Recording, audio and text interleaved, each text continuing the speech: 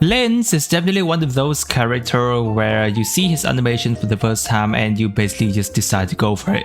Right, ladies? Well, even for me, even though his animations isn't official yet and I obviously can't show it here, he is shaping up to be a pretty interesting character in terms of character design wise. But what about his kit is something that we're looking into this video, and as usual, just like Loma, we're going to be looking through his whole kit and also providing a bit of my initial opinion on the character himself to see whether or not he's going to be a worth it character for us to be investing in, considering in 6.0, holy damn, potentially both Loma and Flins are both going to be in the first phase themselves, not to mention 6.1 and 6.2 later on are coming some juicy character as well. So yes, if you're new to this channel, don't forget to subscribe to support the channel as well as not miss out on my future videos. That, sit back, relax and enjoy the video. Inefa and Sitlali is finally here, and I know that many of you are trying to get them. So if you're planning to swipe for pooling, then don't forget to check out Loot Bar. If you know me, I've been recommending you guys Loot Bar before, since you can always save almost a 25% on all of your top-ups. With over 100,000 orders and so many good reviews at this point. And by the way, this also applies to PS5 and Xbox user who can place orders through Loot Bar. You can be sure that Loot Bar is trustworthy. Here you can see my order receipts of all of my top-ups that I have done. And for those who are going for the highest package when topping up, there's also a limited discount options available once every version. So guys, be sure to check out Loot Bar through the link in my description, as it can be a great way for you to save your money,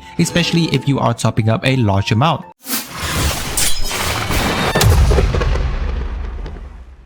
Alright, let's look into Flins Skill Kit. Basically, my overall impression of Flins, honestly speaking, from the kit that he's having is that, yeah, he is going to be another Electro DPS character for us. And at the current point, we do have quite a lot of Electro DPS. But when it comes to male Electro DPSs, generally, we only have Cyno in the competition. And while if we look into Flins, I think Flins is definitely going to be doing better than Cyno already. So what Flynn actually does is that basically whenever he uses his E skill, he basically enters what's called Manifest Flame mode for 10 seconds. During this time, you'll be using his normal charge attack, which will be converted into Electro, and it will also be non-overridable. Now, the current kind of sad part about this is that the scaling is only roughly around 500% over the 5-hit combo rotation, and it is pretty low. So currently we're not going to be able to lean on them too much. Other than that, he does have better resistance to interruption, as well as the more important thing about this part is that his E skill now turns into enhanced Northland Spearstorm, which basically deals extra AoE electro damage. But other than that, turn his elemental burst into kind of like a special burst, which is called Thunderous Symphony, that he can use. Basically, this burst does cost you like 30 energy, so it will require you quite a bit of energy management, but you can think of it a bit similar to how Veressa's does have her special elemental burst during her rotation as well. Now for his official elemental burst, he will first off deal a pretty big AoE electro damage, and then after that dealing a 3 other further instances of AoE electro damage, which is considered to be lunar charge. Now if he is in the team with Ascended Gleam, which is basically if you do have 2 or more not cryo character within the teams, then he would deal an additional 2 instances of lunar charge AoE electro damage. It seems pretty decent in terms of his kit, which it is. However, it is at around an 80 energy cost, so this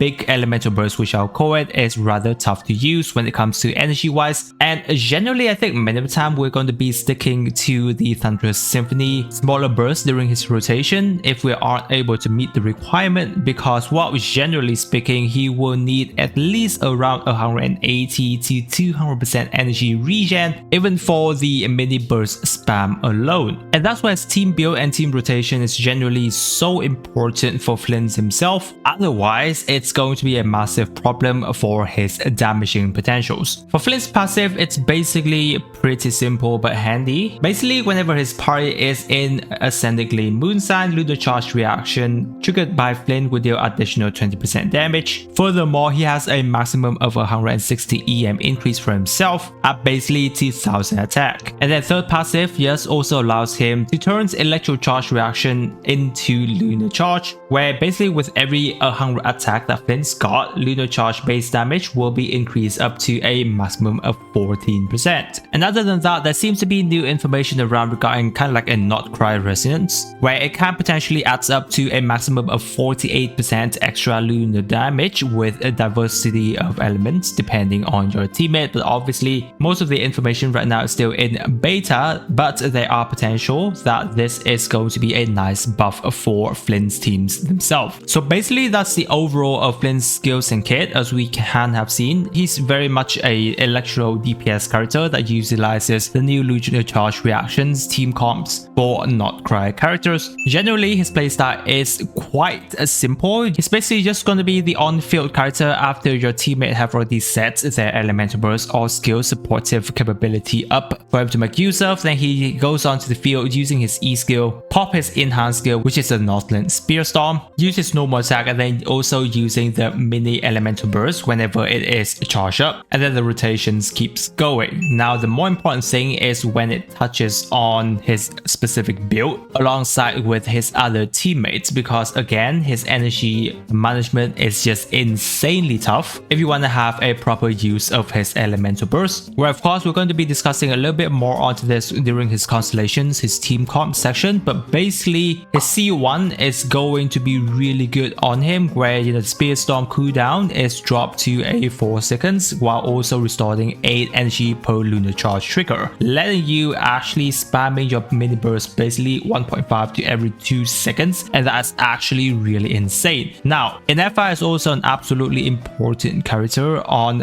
Flint's team itself. For I'm pretty sure you guys are already aware of everything that NFI actually does, especially in an electro charge team, which is where Flint's going to be in. NFI gives your whole team a freaking shield, which is rather valuable considering that there are potential many of the time that Flint's team we're not going to be running too much of a dedicated healer. Moreover, NFI herself also gives your character extra EM, which is something that Flint's absolutely needs, where he himself doesn't actually make use of elemental damage that much due to his low skilling, and then he's going to be having to need to focus on his EM build for lots of lunar charge triggering damage wise. And moreover, NFA being there is going to be the second electro character for Flins himself, therefore letting you have electro resonance, allowing you to get your energy back a lot faster. NFA is also a not cry character, therefore satisfying the ascended gleam moon sign requirement for his team. And then of course she also helps you to have electro application for more consistent lunar charge overall, which is why yes, NFA is an absolutely investment on your Flint's team. Otherwise there's going to be a bit of a problem without NFA for Flint's, especially when at the start of 6.0 not cry character can be slightly limited. So yes, as we've mentioned, there's going to be either a requirement of you having a C1. If you do have a C1, then probably you're not going to be needing NFA for the energy regen requirement, and then you can work on other character, or if not, it's going to be needing an NFA on his team. But other than that, Sucrose is also an absolutely amazing character on Flint's himself, which is interesting for Sucrose. She's been here since 1.0 and up until now she's still probably going to be coming back to be an amazing character support for the new Not Cry lineup. As we mentioned, Flint himself isn't going to be using damage bonus that much, and Sucrose herself is technically the best character in terms of providing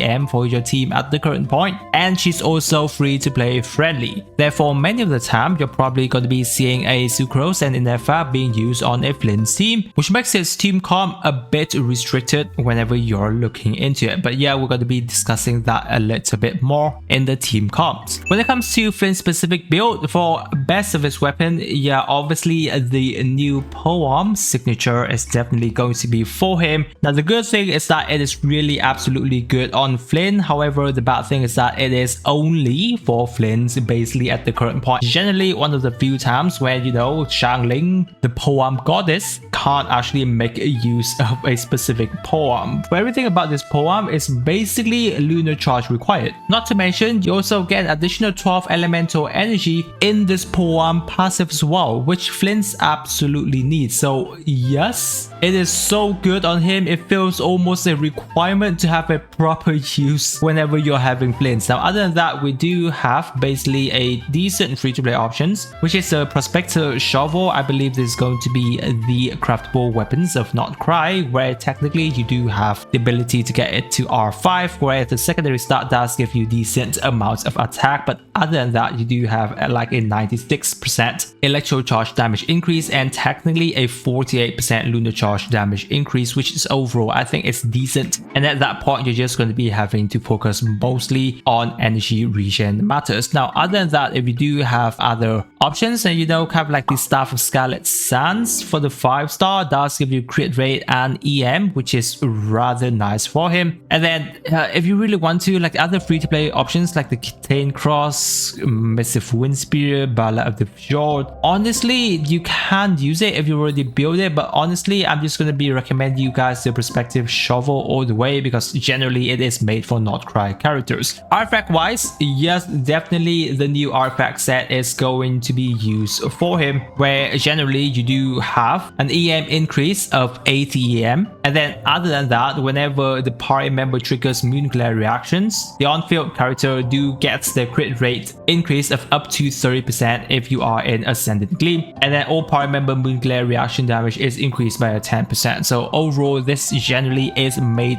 for him. Other than that, you can look into kind of like the Gilded Dream. I think that's an okay set, considering that it does give him a pretty decent number of EM, and many of us do have it at the current point while you are farming for the new set, which is kind of okay. Thundering Fury is something you can consider, but then again, he doesn't use electro damage bonus that much, and the reaction cooldown cut, from what it has been tested, the enhanced Spear Storm cooldown is generally not going to be affected, so that is technically a waste for the 4-piece passive. So I generally don't think we'll be using Thundering Fury too much, and Gilded Dream is generally a good one to go. For the specific main stat, you're going to be having Attack Sans. EM Goblet is going to be important because, as we mentioned, electro damage is not being used too much by Flint's, and then a crit rate or crit damage circlet. His substats, yes, I think generally energy regen is just so important on the substat. Try to get it to at least around 180% energy regen for Flint, because he just needed so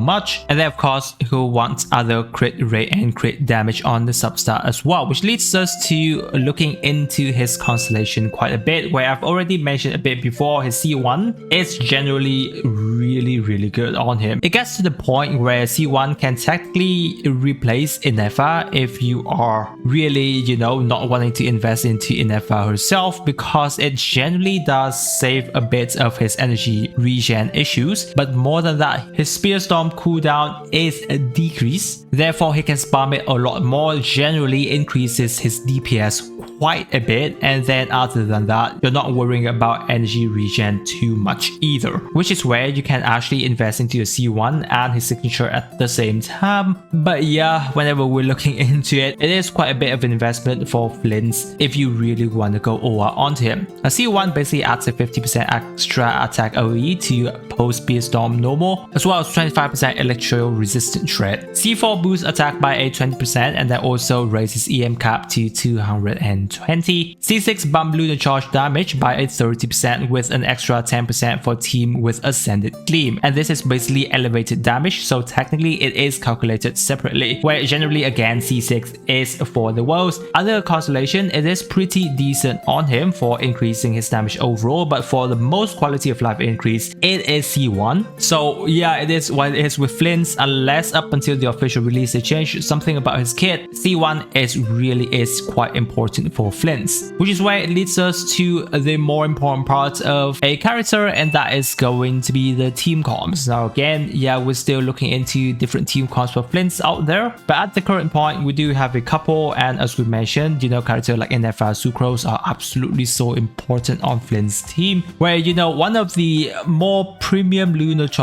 team for Flins at the current point is going to be running alongside with Flins, NFR Sucrose, and then an Ino at C6. It's interesting to see quite a number of 4-star character on a character teams like this, but Ino is suggested to be at the C6, which I don't think you guys are going to be getting unless you're trying to go for a C2 Flins and then you also get lucky for an Ino. It is rather tough to get a C6 Ino, because yes, if Ino's not at C6, I don't think you should be using Ino, because at that point you're better off just have another hydro character like a Farina or Yelan or something. Now, while if you're looking for an absolute budget free to play lunar charge for Flins, then you can have Flins, potentially Ino still, because you still need another Not Cry character for Not Cry Resonance, as well as Ascended Gleam Moon Sign. Other than that, you can have Sucrose and Official. Overall, this is a fine team, but yeah, obviously not as going to be as good as you having Inafa herself on this team. Other than that, we also mentioned there are potentially Yelan and Farina being able to be used on Flins as well. They are going to be very much a decent character. The only downside for all this current team right now is that technically there aren't any proper healer on this team, and the only defensive capability you have is generally going to be an Inafa shield. Now, Inafa shield is not overall the best in the game. It's not like Zhongli's shield or anything, so it's not like you are going to be able to have her tank any hit that comes your way, but generally speaking, this is overall like some of the best teams that Flins have access to at the current point. So if you want to have him at the highest damaging capability, you are going to have to potentially just go with this kind of teams. Now, if you don't want to go ahead with either just having Yelan or Farina in the hydro slot, then Kokomi is an absolutely nice character to be here for a healing and decent hydro application for the team, and I think that is really nice.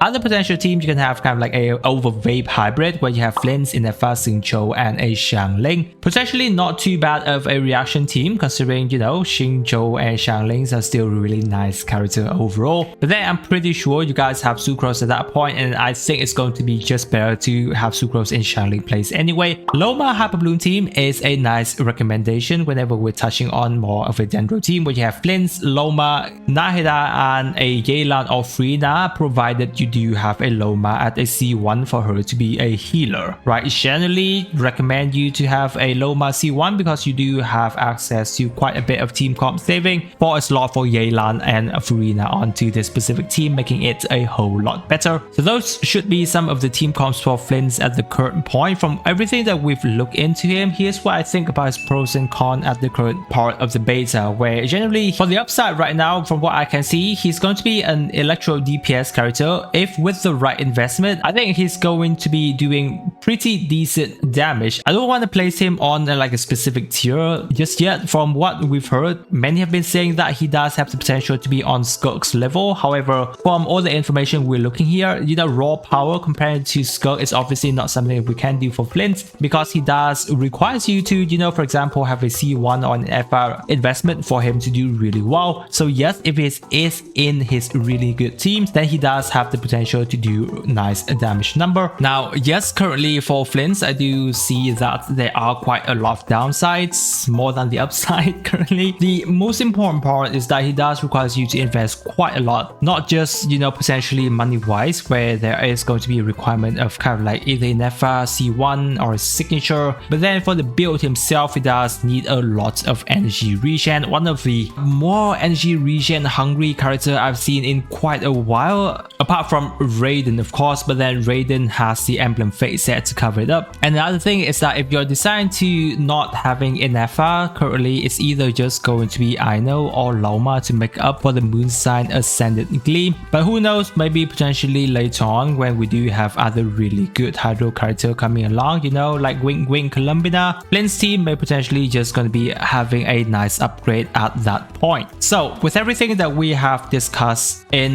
this video, do you guys think that Flint is going to be a worth it character for many of us to be pulling? Now, if I were to be talking about, or you know, making the decision for my account myself, it is obviously going to be a hard no, purely because of how much of an investment that we need, not to mention how many electro DPS character we've already got at the current point. Because, well, think about it now, you know, got Kuching, you got Raiden, probably many of us are not going to be using them too much at the current point. However, you do have Cloran, you do have Oresa. Those are really nice recent electro DPS character that have just been released. So there's just way too many electro DPS character that we can use if you are looking into the meta, of course. Then yeah, at that point, I'm pretty sure many of us are still going to be pulling for Flins anyway because of his character design, which of course is absolutely a valid point because he looks cool, right? And we haven't got like a proper 5-star male character in quite a while, not to mention a male electro DPS character as well, which is a really nice reason for many of us to be pulling. And on the other hand, if you do invest to Flynn, it's not like he is bad or anything. He has the potential to do really good number and potentially scale forward in the future whenever there are more not cry supportive character to be on a Flynn's team specifically. So yeah, if you're going to the meta, many of us is going to be a hard no, but if you're pulling for the character design especially, I think it's a really nice character. He looks really cool, and honestly that's my current opinion of